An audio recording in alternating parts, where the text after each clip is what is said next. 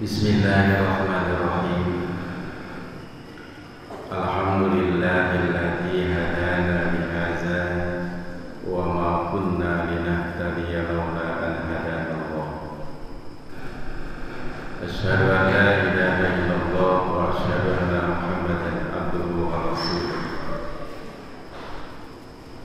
Amma ba'du, yang sama-sama kita hormati jajaran DKM Masjidah Hikmah yang insyaallah dimuliakan oleh Allah Subhanahu wa taala, yang sama-sama kita hormati saudara kita dan juga jajaran pengurus remaja Islam Masjid Al-Hikmah, rekan-rekan remaja sekalian yang alhamdulillah hadir pada kesempatan malam hari ini. Mudah-mudahan kita semuanya selalu ada di dalam keberkahan dari Allah Subhanahu wa taala. Marilah pada kesempatan malam hari ini kita awali dengan memanjatkan puji syukur kehadirat Allah Subhanahu wa taala, karena kita sampai detik ini masih diberikan banyak karunia nikmat sehingga kita dapat berkumpul bersilaturahmi di masjid yang mulia ini dalam rangka menyatukan kebersamaan, dan juga tentunya tujuannya adalah untuk memperoleh pemahaman dan pengetahuan sehingga kita menjadi orang-orang yang bertakwa kepada Allah Subhanahu wa taala. Maka sebelumnya marilah sama-sama kita membaca suratul Fatihah. Yang kita niatkan dengan Fatihah ini, mudah-mudahan guru-guru kita yang telah mendahului kita, wabil khusus almarhum Al-Ustaz Haji Zainuddin selaku pembina kita yang belum lama dipanggil oleh Allah, mudah-mudahan di alam barzahnya mendapatkan ampunan dari Allah Subhanahu wa taala, diterima amal ibadahnya, diluaskan kuburnya, dijadikan taman-taman surganya Allah Subhanahu wa taala, dan keluarga yang ditinggalkannya, murid dan juga anak didik yang ditinggalkannya, mudah-mudahan mendapatkan bimbingan dari Allah Subhanahu wa taala. Bi hadhihi niyyah wa ala kulli niyatin shalihah. Al-Fatihah. A'udzu billahi minasy syaithanir rajim. Bismillahirrahmanirrahim. Alhamdulillahi rabbil alamin. Ar-Rahmanir-Rahim. Maliki yaumiddin. Iyyaka na'budu wa iyyaka nasta'in. Ihdinas siratal mustaqim. Siratal ladzina an'amta 'alaihim ghairil maghdubi 'alaihim waladdallin.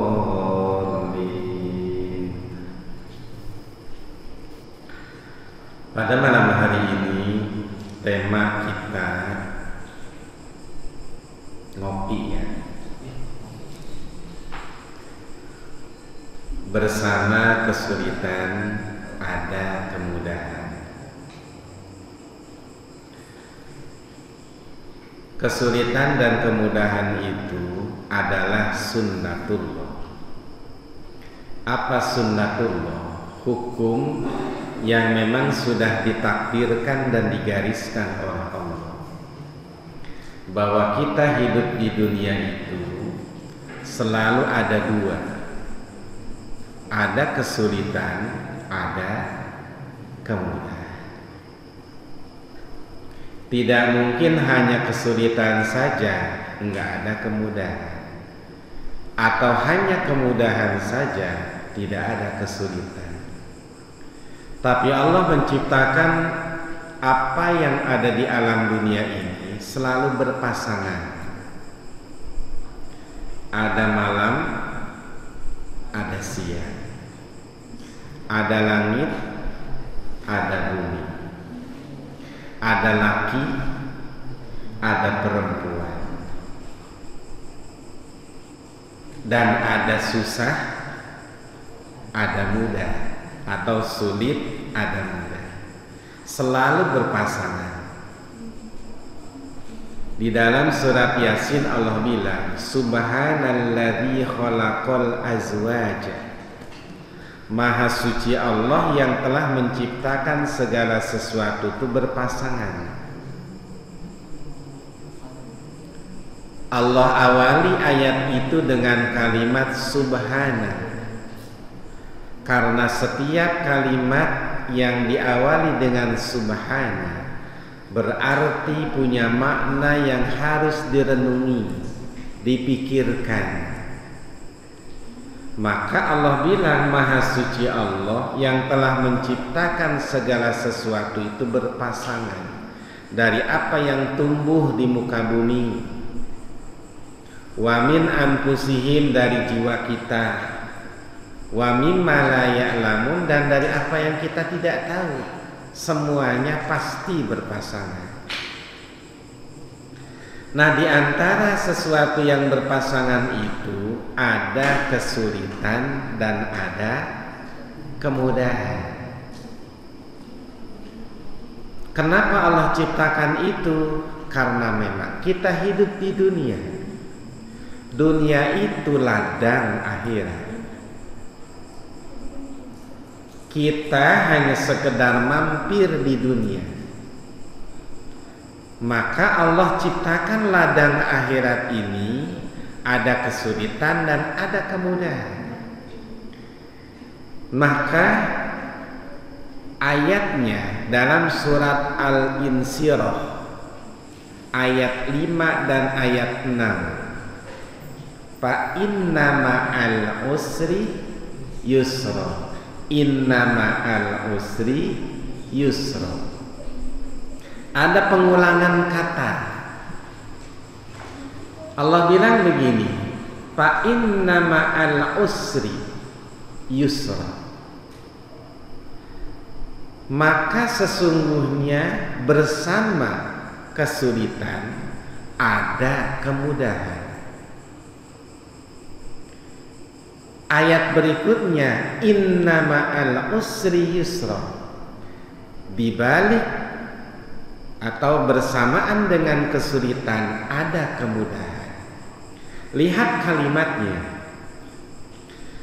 Kalimat al-usri menggunakan alif lam.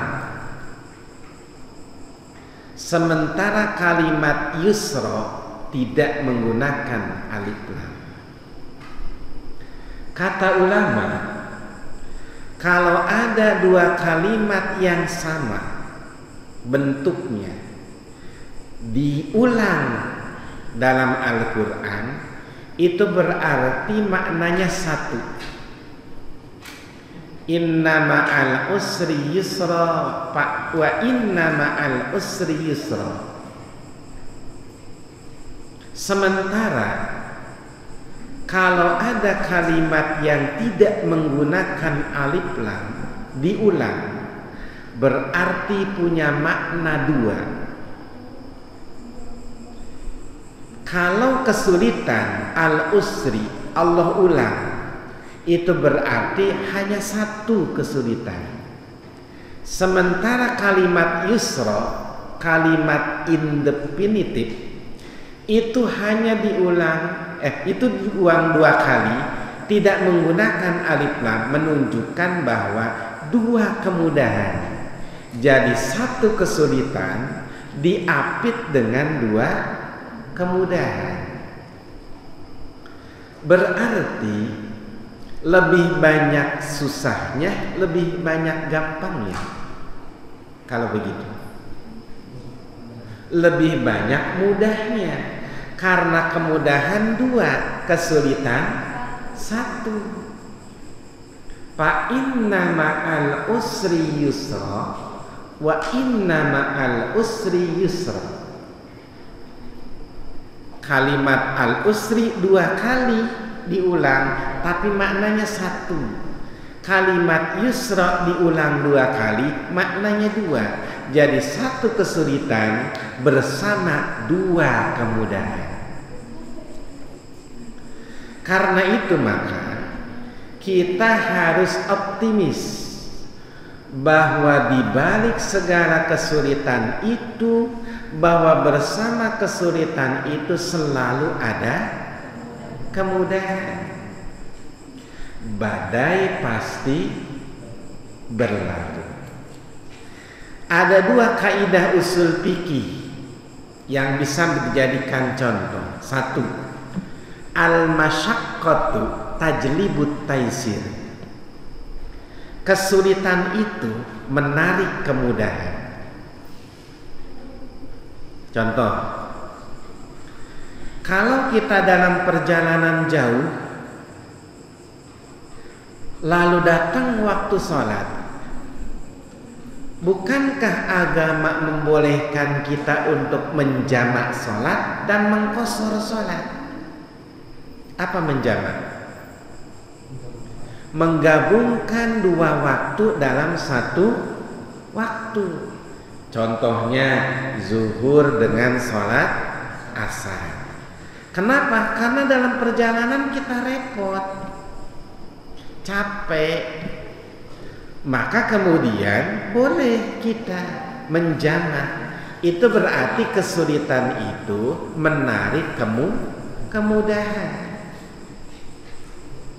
2. Dalam perjalanan panjang kita puasa. Bolehkah kita berbuka? Misalkan puasa Ramadan, kita berangkat ke Bandung atau Surabaya, bolehkah kita berbuka? Boleh. Kenapa? Karena perjalanan panjang, repot. Maka itu namanya kesulitan itu menarik kemudahan. Contoh lagi, waktu kita sholat kan harus tertutup aurat kita. Bagi laki-laki mana auratnya? Antara pusar sampai lutut. Pada saat kita dalam keadaan darurat, bolehkah kita sholat telanjang? Dalam keadaan darurat, bolehkah orang sholat telanjang? Boleh. Yang penting gak ada yang lihat.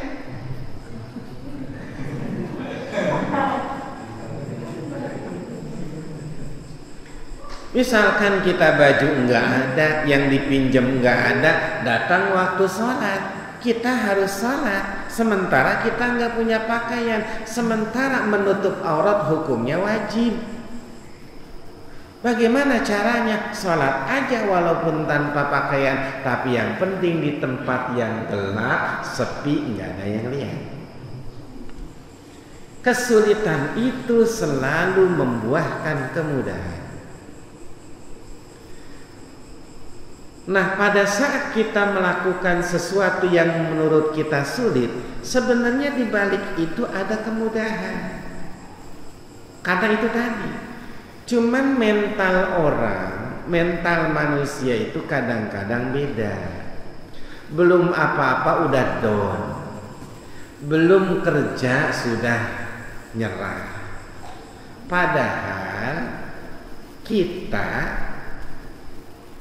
tidak boleh nyerah. Kenapa? Karena sesulit apapun pasti kita bisa lalui. Never give up. Artinya bahwa kita hidup itu memang nggak boleh nyerah. Sebab apa? Sebab Allah kan sudah ngasih batasan. La yukallifullahu nafsan illa wus'aha. Allah tidak pernah membebani satu jiwa kecuali sesuai dengan kemampuannya. limit manusia itu memang ada batasnya, tapi kalau dia digenjot, ditarik, bisa. Banyak orang yang akhirnya dia bisa melakukan sesuatu yang mungkin menurut kita tidak mungkin, tapi bisa dia lakukan. Ada anak umur 9 tahun bisa mendaki gunung sampai Himalaya. 9 tahun. Apa yang tidak mungkin? Jadi ternyata memang Allah Subhanahu wa taala sudah mengukur semuanya. Segala sesuatu yang menurut kita susah sebenarnya mudah. Yang mudah itu bisa jadi susah. Kan dibalik-balik. Gampang itu susah, susah itu gampang. Makanya orang tidak boleh hidup tuh pesimis. Dia harus optimis bahwa dia bisa melakukan apa yang orang bisa lakukan. Begini kan, kalau lu bisa, gua pasti bisa. Kenapa demikian? Karena kalaupun ada kesulitan-kesulitan, baik bentuknya musibah, bentuknya penyakit, bentuknya apapun bentuknya, itu pada dasarnya itu adalah ujian bagi kita. Nah, Allah lebih bijaksana dari manusia. Sekarang begini, kalau ada kita baru kelas 1 SMP, lalu guru kita ngasih kita soal SMA kelas 2, kira-kira itu bijaksana apa enggak? Enggak bijaksana, enggak ngukur. Guru kita tahu, oh kamu SMP, maka ulangan dan ujian yang aku akan berikan sesuai dengan standarnya. Manusia saja bisa berpikir begitu, apalagi Allah yang menciptakan manusia. Artinya kalau kita bisa memikul beban 5 kilo, enggak mungkin Allah akan ngasih kita beban 10 kilo. Tinggal kitanya yang harus sabar. Apa sabar? Sabar itu bukan berpangku tangan, tapi sabar itu berikhtiar dan berusaha. Kenapa? Karena dibandingkan dengan kesulitan, potensi yang Allah berikan kepada kita berupa panca indera itu jauh lebih besar. Kalau misalkan kita ulangan matematika, misalkan susah bener, enggak bisa rasa-rasanya, otak udah puyeng. Bukankah kita punya mulut untuk bertanya? Bukankah kita punya kuping untuk mendengar penjelasan? Bukankah kita punya hati untuk mikir? Kan potensinya banyak. Kalau orang nyerah, oh saya hidup miskin, saya nggak punya apa-apa, tapi padahal tangan 2 masih punya, mata masih punya, telinga punya, kaki punya, kan bisa dia berusaha, dia bekerja dengan tangannya. Orang miskin dan hidupnya melarat hanya karena dia tidak mau menggunakan potensi nikmat yang Allah berikan kepadanya. Tapi kalau dia pergunakan nikmat itu dari Allah, dia gunakan pikirannya, dia gunakan tangannya, dia gunakan kakinya, berdayakan hatinya, bisa kok. Lihat orang-orang yang sukses, banyak yang mereka bisa jadi nggak punya apa tangan, banyak yang hafal Al-Quran sementara dia buta. Kita yang melek aja. enggak hafal-hafal. Dia yang buta hafal.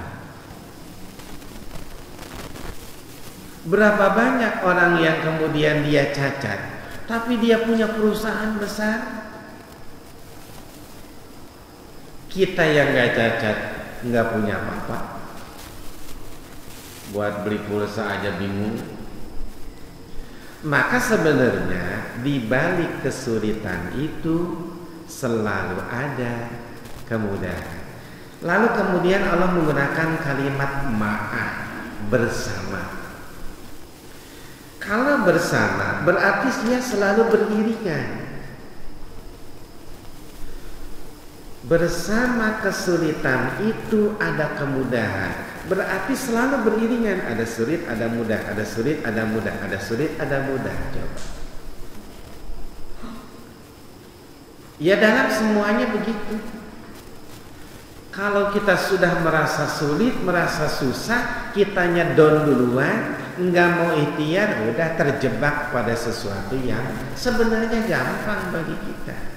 Tapi karena kita gampang nyerah, akhirnya serasa itu susah. Oleh sebab itulah maka di musim yang seperti ini banyak kesulitan, musibah banyak. Maka kita mesti berpikir optimis bahwa di balik segala musibah ini Allah akan berikan hikmah yang besar. Tidak ada istilah kita menyerah dengan keadaan. Kita berpindah dari satu takdir ke takdir lainnya. Ya dari takdir bodoh ke takdir pintar, dari takdir miskin ke takdir kaya, kan berpindah.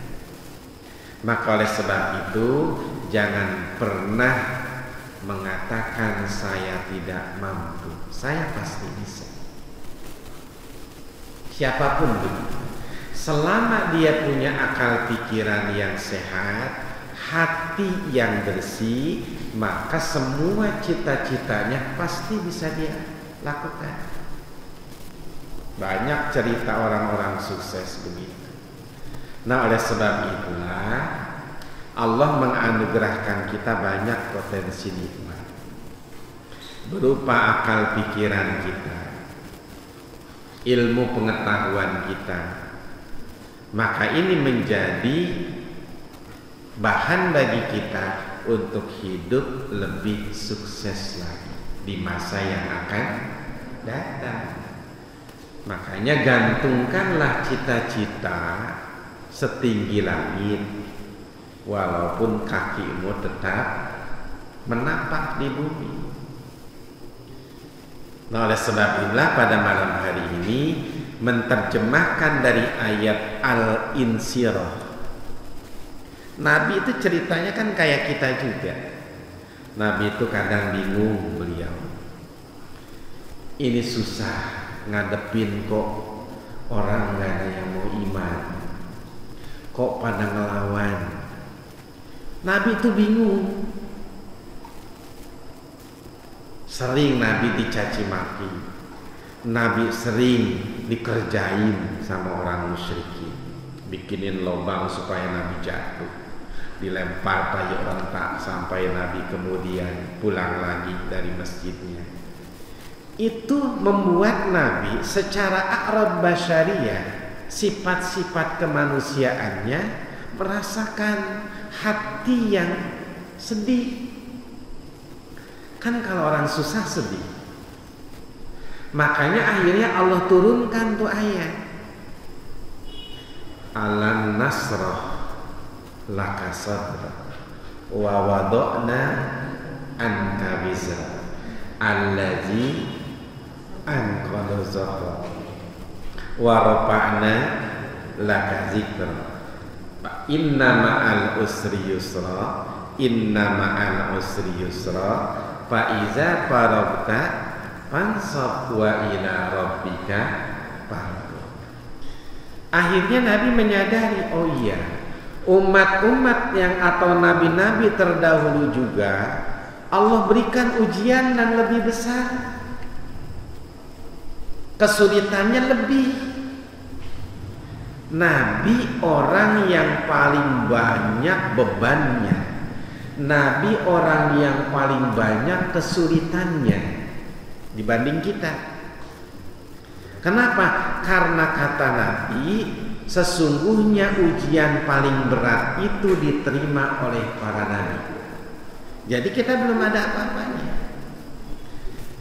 Menurut kadar iman dan keyakinan kita, maka segitu ujian yang Allah kasih kepada kita. Ya imannya tipis, ujiannya juga dikit. Makin tebal imannya, ujiannya makin sulit, makin tinggi, terus aja begitu. Nah selalu begitu. Tapi yang perlu harus digarisbawahi bahwa Allah tidak mungkin memberikan beban di luar kemampuan kita itu. Makanya musibah terbesar adalah gagal menghadapi musibah. Jadi musibah besar itu kan bukannya kita dapat ujian ini, ujian itu, tapi musibah terbesar adalah ketika kita gagal ngadepin musibah. Mana contohnya? Hanya karena diputusin sama kekasihnya, akhirnya dia gantung. Kan gagal ngadepin musibah. Padahal dunia tidak seluas daun kelor. Maka putus asa, gampang putus asa. Padahal begitu banyak potensi yang Allah berikan kepada kita. Hanya karena ekonominya jatuh, lalu dia beli baygon. Dikiranya dengan minum baygon itu urusan selesai. Padahal urusan makin panjang. Itulah tandanya dia nggak bisa ngadepin atau gagal menghadapi musibah. Maka musibah terbesar yaitu kita gagal menghadapi musibah yang sebenarnya pasti kita mampu. Kenapa? Karena Allah sudah ngukur dengan sesuai dengan kemampuan kita. Maka oleh sebab itulah jangan gampang menyerah ketika kita memang sedang menghadapi kesulitan. Kita masih bisa bertanya, kita masih bisa mencari tahu, kita masih bisa berpikir, kita masih bisa berikhtiar, kita masih bisa berjalan mencari solusi. Terlalu banyak nikmat untuk mencari solusi dari setiap masalah yang kita dapatkan. Jadi oleh sebab itu, maka selalu di balik kesulitan itu ada kemudahan. Kalimat usri dengan kalimat yusra. Asalnya kalimat usri itu maknanya adalah keras, sulit. Maka perempuan yang sulit melahirkan dalam bahasa Arab asyaratil mar'ah. Perempuan yang sulit melahirkan. Kalimat asyara itu maknanya adalah keras, susah, membatu. Tapi ternyata di balik kesulitan-kesulitan yang itu ada yusra. Yusra itu artinya gampang, mudah, kaya. Orang kaya itu disebut yasar. Kenapa yasar? Karena hidupnya mudah. Orang kaya gampang mendapatkan apa yang dia mau karena punya. Maka dua kalimat itu Allah Subhanahu wa ta'ala di dalam Al-Quran lebih banyak porsi yusra ketimbang usra. Dalam Al-Quran kalimat usra hanya 12 kali. sementara kalimat yusra 44 kali. Berarti bisa dibandingkan, kemudahan 2 kali lipat daripada kesulitan. Maka manusia, kata Allah, akan selalu diuji dengan kemudahan dan kesulitan. Tinggal bagaimana manusianya tegar hati-hati menghadapi kesulitan. Kalau dia tegar menghadapi kesulitan, maka di baliknya pasti akan menemukan kemudahan. Jadi yakinlah bahwa kita akan selalu dapat kemudahan. Karena kita tahu begitu kita dapat kesulitan, oh di baliknya ada kemudahan. Semua begitu. Dalam hukum-hukum fikih pun demikian. Banyak kesulitan-kesulitan yang akhirnya melahirkan kemudahan. Contohnya, makan daging babi itu hukumnya haram. Bagaimana kalau kita sama sekali tidak menemukan makanan, sementara kalau kita tidak makan kita mati? Apakah hukum haramnya bisa berubah? Kenapa berubah? Karena darurat. Ad-darurat tubihul mahdurat. Darurat itu membolehkan sesuatu yang dilarang. Daripada mati enggak makan, adanya daging babi, maka akhirnya dibolehkan. Itulah maksudnya bahwa kesulitan itu selalu bersama kemudahan. Tapi kalau ada makanan lain, ya babi jangan dimakan. Ini mah kalau nggak ada pilihan, hanya itu adanya. Berarti kalau masih ada pilihan, berarti nggak susah. Masih gampang. Nah, disitulah makanya ini inti daripada pembicaraan kita malam hari ini. Yang penting meyakini kesulitan apapun yang kita dapatkan selalu melahirkan kemudahan. Jangan pernah kita menyerah dalam hidup kita, karena memang pasti kalau kita mau berikhtiar dengan baik, dengan sungguh-sungguh, man jadda wajada. Siapa yang sungguh-sungguh, dia dapat. Jadi itu moto kita pokoknya, man jadda wajada, bahwa sesungguhnya ya, di balik kesulitan yang kita peroleh pasti ada kemudahan yang akan kita dapatkan. Saya kira itu yang jadi bahasan kita malam hari ini. Yang penting penanaman di dalam hati kita bahwa tidak mungkin Allah memberikan kesulitan kalau tidak memberikan kemudahan di balik kesulitan itu. Demikian. Assalamualaikum warahmatullahi wabarakatuh.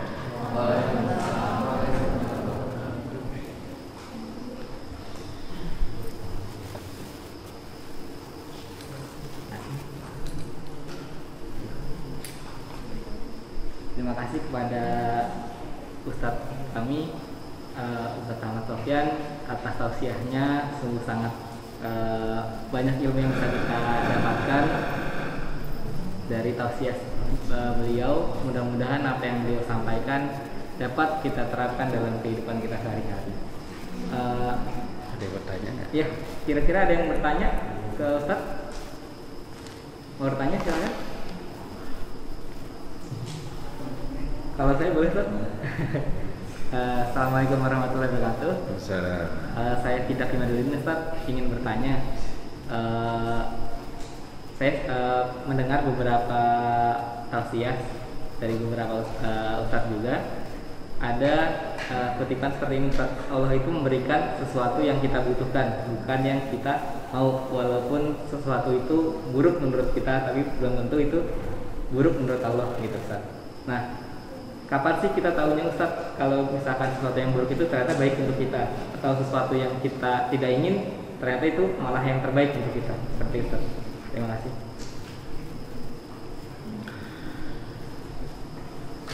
Di dalam Al-Quran itu ketika Allah menjelaskan tentang kewajiban berperang yang resikonya kematian, banyak para sahabat yang khawatir kalau nanti saya berangkat perang mati jangan-jangan. Apalagi orang-orang munafik yang mereka mempengaruhi agar orang mukmin tidak berangkat berperang.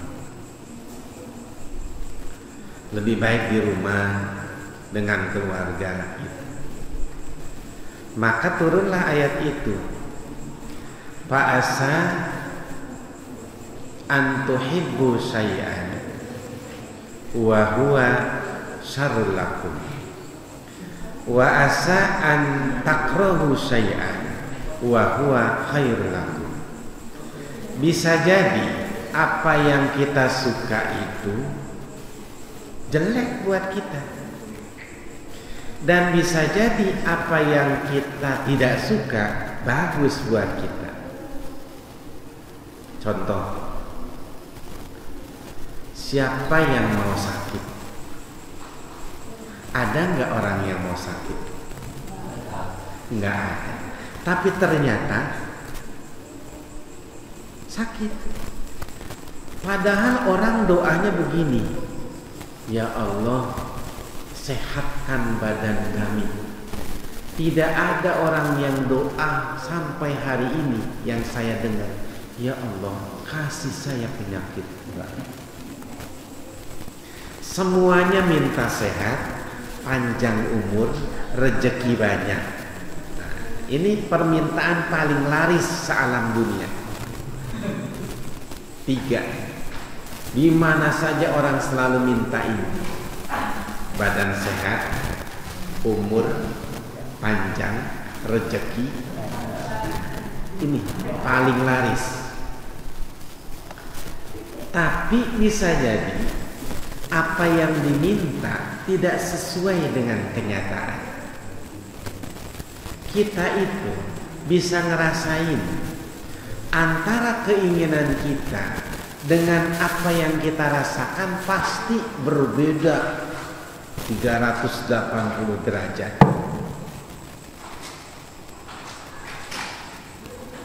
Kenapa demikian? Karena Allah punya mau. Kata Allah begini, anta turid wa ana urid wa la yakunu illa ma urid. Engkau mau, aku mau. Tapi yang terjadi apa yang aku mau. Kenapa? Karena Allah tahu apa yang kita perlu.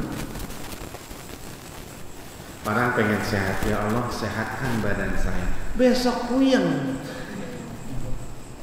palanya sakit, perutnya sakit. Padahal yang diminta sehat. Ternyata Allah itu selalu memberikan hikmah di balik sebuah peristiwa. Ada tujuan, ada hikmah. Nah, disinilah bedanya. Allah itu menciptakan sesuatu tidak ada tujuan, tapi punya hikmah. Kenapa Allah enggak punya tujuan?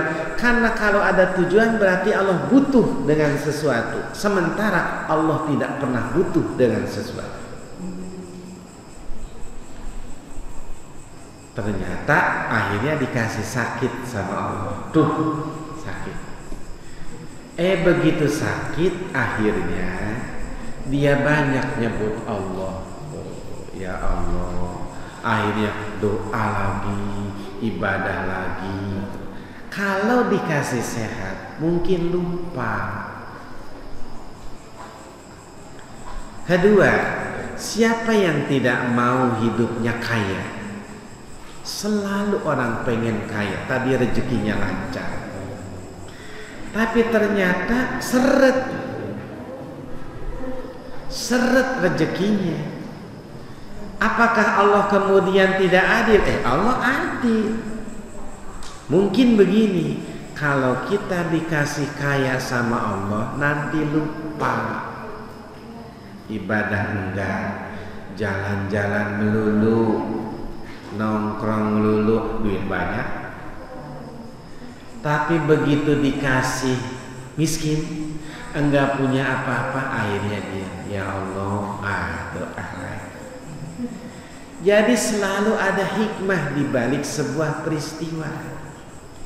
Bisa taunya bagaimana? Ya setelah kita ngalami. Setelah kita mengalami apa yang sudah kita lakukan, ternyata memang ada untungnya, ada hikmahnya. Makanya itu perlu adanya kesabaran dan pemahaman. Kalau tidak ada tawakal, pemahaman, pasti yang ada ngomel. Kadang buruk sangka sama Allah. Allah mah tega bener, saya begini terus. Apalagi di zaman-zaman usia-usia kayak model kita, model kalian semuanya, angan-angan panjang, kepengenan banyak. Selalu bayangin yang enak-enak. Nanti kan dia punya mobil Ferrari, punya rumah besar, punya pesawat. Bayangannya yang enak-enak. Tapi ternyata kenyataan apa yang Allah kasih berbeda. Supaya apa? Supaya kita belajar bahwa sesungguhnya tidak semua apa yang kita inginkan itu bisa kita peroleh. Kenapa? Karena mungkin itu jelek buat kita.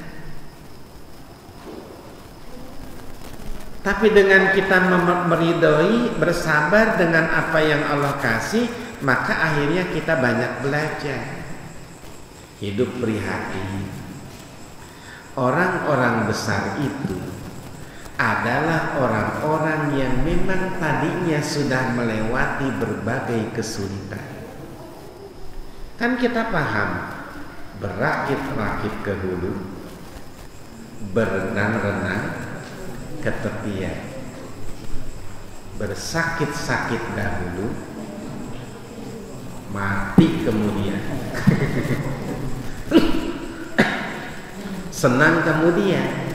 Maksudnya memang susah dulu.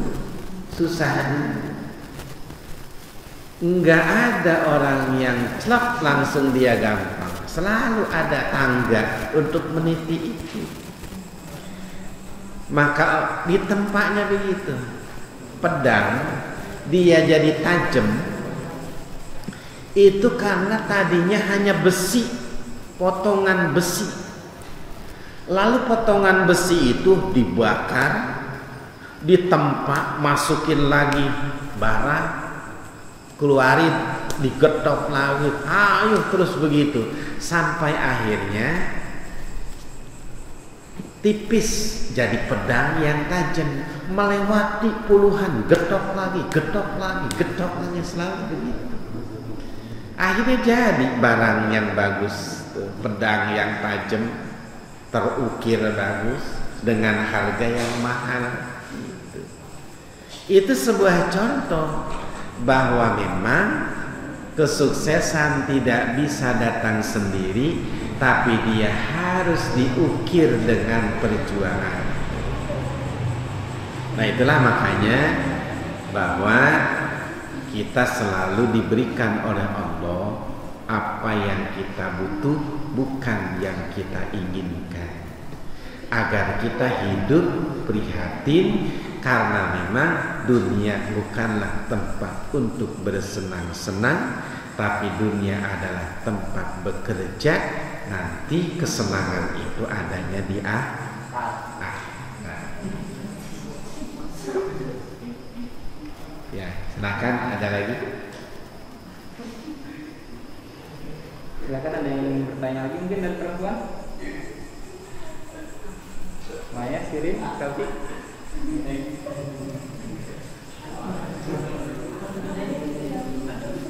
Nggak ada?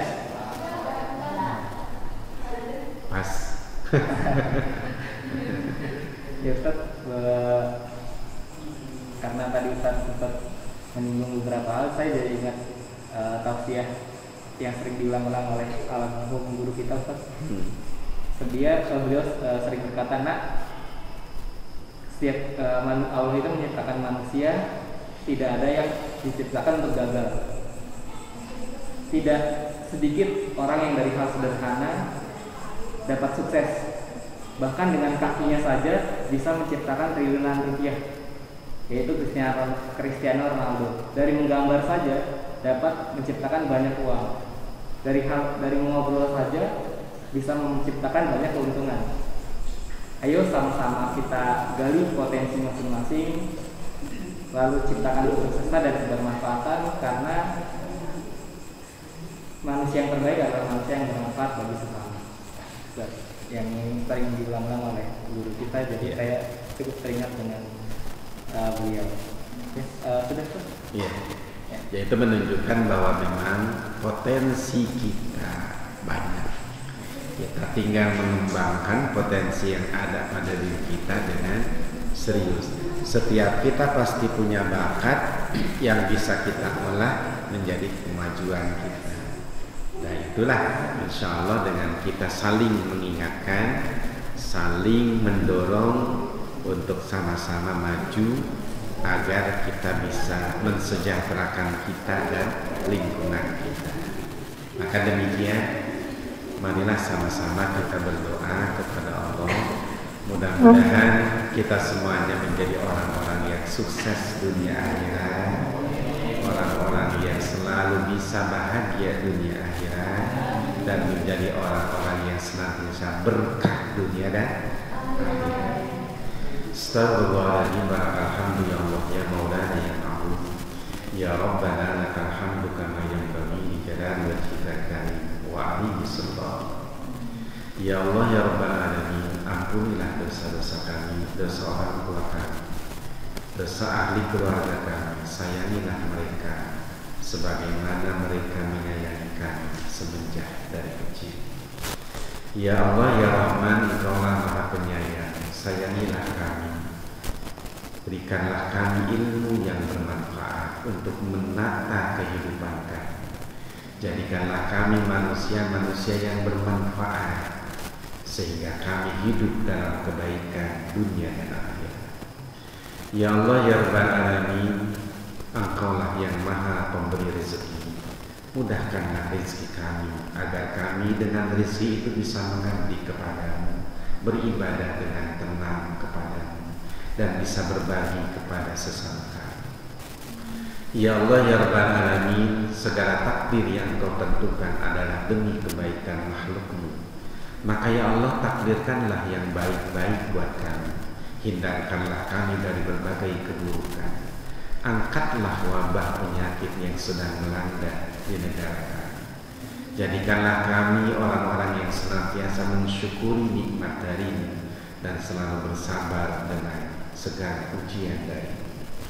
Ya Allah ya Rabbal Alamin, makmurkanlah masjid yang ada di tempat kami ini, agar kami tumbuh menjadi orang-orang yang selalu bisa memakmurkan masjid dengan kebaikan-kebaikan.